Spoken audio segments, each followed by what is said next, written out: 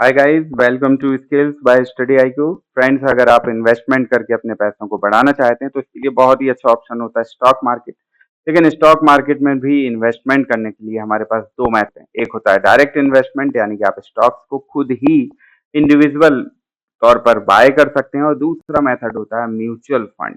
तो पहले तो जानते हैं कि ये दोनों होते क्या हैं। और बहुत से इन्वेस्टर्स को, बहुत से लोगों को डाउट होता है, कंफ्यूजन होता है कि इनमें से कौन सा बेहतर होगा।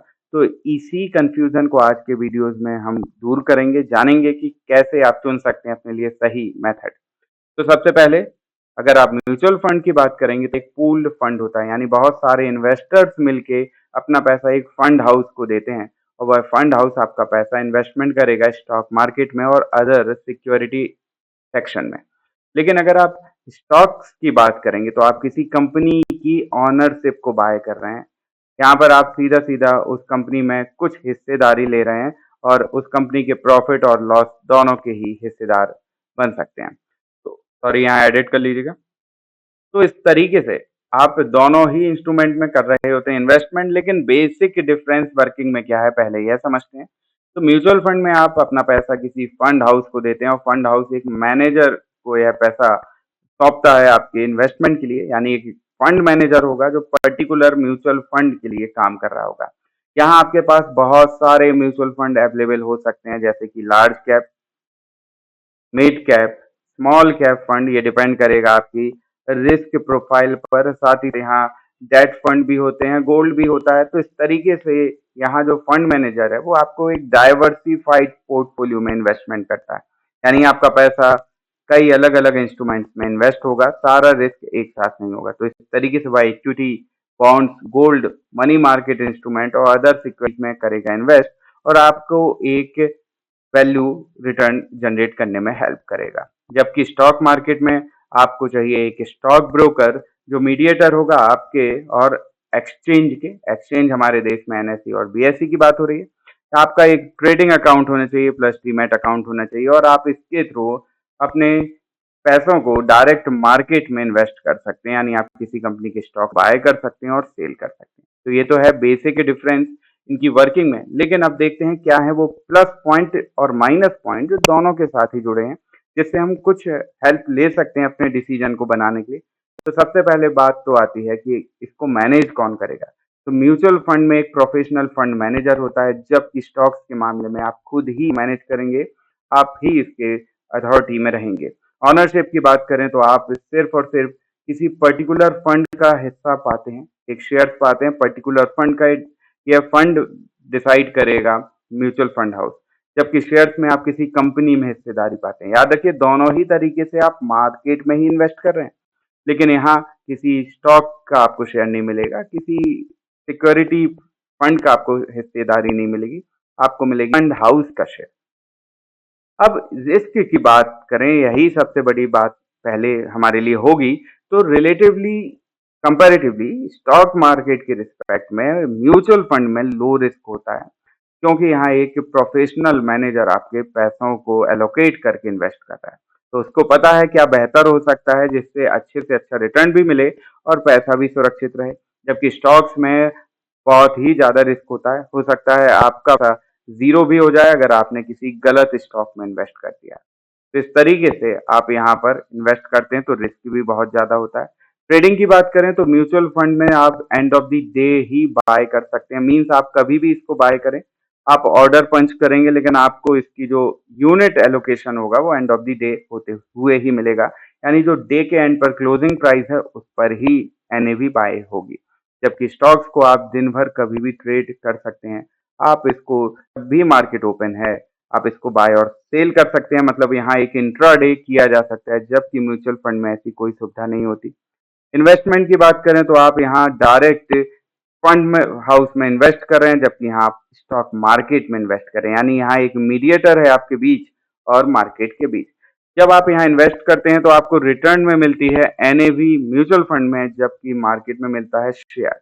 यहाँ एनएवी क्या है, तो एनएवी जब आप बहुत सारे इन्वेस्टर्स मिलकर पैसा जमा करेंगे म्यूचुअल फंड हाउस में, तो उस फंड हाउस की, उस म्यूचुअल फंड की कुछ मार्केट कैप बनेगी। फॉर एग्जाम्पल वह 5 करोड़ है, तो 5 करोड़ रुपया मिला के बहुत सारे इन्वेस्टर्स ने मार्केट में किया इन्वेस्ट, तो इसका एक एलोकेशन होगा कि डिस्ट्रीब्यूशन एवरेज वैल्यू बनेगी जिसको बोलेंगे एनएवी। और हो सकता है एनएवी का प्राइस फॉर एग्जांपल 100 रुपीज है। तो अगर आप इस फंड हाउस में इन्वेस्ट करना चाहते हैं तो आपको एक यूनिट का 100 रुपया चुकाना होगा। 100 रुपए से आप एक यूनिट बाय कर सकते हैं। तो अगर आपने अभी उसमें 1000 रुपए लगा रहे हैं तो आपको यहाँ पर 10 यूनिट मिलेगी। और फ्यूचर में यही यूनिट का प्राइस बढ़ेगा, यानी आप अगर ये 100 रुपए है तो हो सकता है आगे आने वाले टाइम में 150 हो जाए, तो आपको आपकी ही इस यूनिट पर 50 रुपए का फायदा होते हुए दिखाई देगा। यही आपके इन्वेस्टमेंट का यहाँ प्रॉफिट। जबकि स्टॉक में आप शेयर बाय करते हैं, शेयर को ही ट्रेड करते हैं, यहाँ कोई एनएवी का चांस नहीं है। प्राइस जिस तरीके से फ्लक्चुएट करेगा वही आपकी रिटर्निंग वैल्यू होगी। यहाँ पर देखें तो आप इसको पार्शली बुक कर सकते हैं म्यूचुअल फंड को, यानी कि आप उसमें से कुछ हिस्सा बेच सकते हैं। बेच आप स्टॉक्स में भी कर सकते हैं, लेकिन आप किसी स्टॉक्स का आधा नहीं कर सकते, यानी कम से कम एक यूनिट तो आपको कंप्लीटली यहाँ सेल करनी ही होगी। इससे छोटा कोई यूनिट आप सेल नहीं कर सकते। एवरेज रिटर्न ही तो हमारा लक्ष्य है कि आखिर हम रिटर्न क्या पाएंगे। तो इस बेस पर देखते हैं तो म्यूचुअल फंड आपको एक अच्छा रिटर्न देता है, और उस रिटर्न की भी हम चर्चा आगे करने वाले हैं। तो एक सही रिटर्न मिलेगा लो रिस्क के साथ, जबकि यहाँ पर हाई रिस्क के साथ रिटर्न रिलेट करेगा। हो सकता है कभी कभी रिटर्न बहुत ही खराब हो, क्योंकि स्टॉक्स में आप डायरेक्ट इन्वेस्ट कर रहे हो, यहाँ पूरा रिस्क आपका है। तो अगर आपको प्रोफेशनल नॉलेज नहीं है, आप इसमें काम नहीं करते हैं, तो आपको यह करना काफ़ी रिस्की हो जाएगा। रिटर्न को अच्छे से अगर समझें तो एक म्यूचुअल फंड हाउस एवरेज एक साल में 14% के अराउंड रिटर्न है, जबकि इंडेक्स फंड आपको 11% का रिटर्न दे सकता है। लॉन्ग टर्म इन्वेस्टमेंट करेंगे जो कि हमारे लिए सबसे ज़रूरी है, तभी आप अच्छा पैसा बना सकते हैं। तो एवरेज 15 टू 14% के बीच आपका रिटर्न जनरेट होगा, यानी हर साल इतना रिटर्न आपको मिलता रहेगा। याद रखिए एवरेज है, हो सकता है किसी साल में मार्केट की कंडीशन पर आपको रिटर्न 20% भी हो और बीच में कहीं 10% भी हो। तो ओवरऑल एवरेज की मैं यहाँ बात कर रहा हूँ। लेकिन मार्केट की बात करें तो उसमें आपका रिटर्न डिपेंड करेगा आपकी नॉलेज पर, इन्वेस्टमेंट पर। जी हाँ, मार्केट और म्यूचुअल फंड में यही सबसे बड़ा डिफरेंस है। अभी तक के कोई भी म्यूचुअल फंड मल्टी बैगिंग करते हुए नहीं दिखा। जी हाँ, कुछ म्यूचुअल फंड्स ने रिसेंटली काफ़ी एक्स्ट्राऑर्डिनरी परफॉर्म किया है, यानी कि आपको 70% के पास भी रिटर्न मिला है, लेकिन यह कुछ सिलेक्टेड म्यूचुअल फंड्स थे जिनमें अभी ऐसा देखने मिला। तो पास्ट एक्सपीरियंस हिस्ट्री के बेस पर ऐसा बहुत ही कम होता है। लेकिन मार्केट में अगर आप डायरेक्ट इन्वेस्टमेंट करते हैं और आपको सही चैनल, सही थ्रू नॉलेज से आप इन्वेस्टमेंट करते हैं, तो हो सकता है आप अपने पैसे को 100% भी ग्रो होता हुआ देखें। तो यहाँ पर मार्केट इस कंडीशन में, यानी रिस्क के साथ साथ रिटर्न के मामले में लीड करता है। तो ये डिपेंड करेगा आपके रिस्क प्रोफाइल पर, आप कैसे इन्वेस्टर हैं।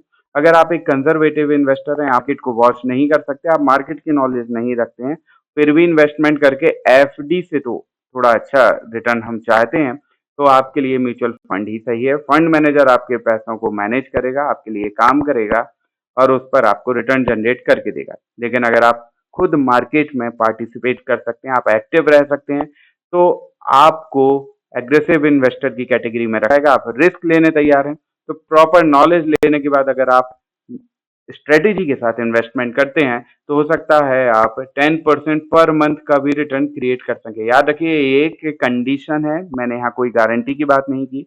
तो 10% का भी रिटर्न क्रिएट करते तो एक साल में, एक ईयर में आप 100% भी बना सकते हैं। लेकिन ये डिपेंड करेगा आपकी नॉलेज पर, आपके रिस्क पर और रिस्क मैनेजमेंट पर। तो इस तरीके से स्टॉक मार्केट थोड़ी सी लीडिंग लेते हुए नजर आता है, लेकिन ऐसा नहीं है। ये आपको डिसाइड करना है आप कैसे इन्वेस्टर हैं। कभी भी ग्रीड में आके इन्वेस्टमेंट नहीं करना है। अगर आप स्टॉक मार्केट में डायरेक्ट इन्वेस्टमेंट करना चाह रहे हैं तो प्रॉपर नॉलेज लीजिए, सीखिए उसको। सीखने के लिए आप बुक से स्टार्ट करके कोर्स ज्वाइन करिए, कोई अच्छे एक्सपीरियंस ट्रेडर से, मार्केट एक्सपर्ट से कोर्स लीजिए, उससे सीखिए और फिर सीखिए किस तरीके से पोर्टफोलियो डिजाइन किया जाएगा। वैल्यू इन्वेस्टिंग मुझे आनी चाहिए, फंडामेंटल एनालिसिस करना आपको आना चाहिए, प्राइस की वैल्यूएशन, जी हाँ ये सबसे जरूरी है। कब किसी स्टॉक को बाय करना है, कब उसको सेल करना है, ये प्राइस की वैल्यूएशन से ही पता चलेगा। तो सही वैल्यूएशन पता होना चाहिए। फाइनेंशियल रिपोर्ट्स रीड करना आना चाहिए, तभी हम डिसाइड कर पाएँगे कि किसी स्टॉक, किसी कंपनी का फ्यूचर क्या है, वो किस तरीके से परफ़ॉर्म कर रही है और क्या चांसेज़ हो सकते हैं इसके ग्रो करने के। और एक इंट्रिंसिक वैल्यू को एस्टिमेट करना आना चाहिए, मतलब उसमें कितना और अभी पोटेंशियल है जो फ्यूचर में ग्रो करेगा। तो ये सब सीखने के लिए आपको एक प्रॉपर नॉलेज लेनी चाहिए जब आपके पास यह सब हो, आपके पास टाइम है और आप इन्वेस्टमेंट को ऑब्ज़र्व कर सकते हैं, इसको सुपरवाइज़ कर सकते हैं, तो आप स्टॉक मार्केट में इन्वेस्टमेंट कर सकते हैं। तो फ्रेंड्स, आई थिंक आपको इससे काफ़ी कुछ हेल्प मिली होगी कि कैसे मैं यहाँ इन्वेस्टमेंट कर सकता हूँ और इनमें से कौन-सा रास्ता मेरे लिए बेटर होगा। दोनों ही इंस्ट्रूमेंट अपने आप में अच्छे हैं, दोनों में ही रिस्क है, तो आपको डिसाइड करना है। ऐसे ही इन्फॉर्मेटिव वीडियोज़ आगे भी हम आपको देते रहेंगे। तब तक के लिए thank you and good bye.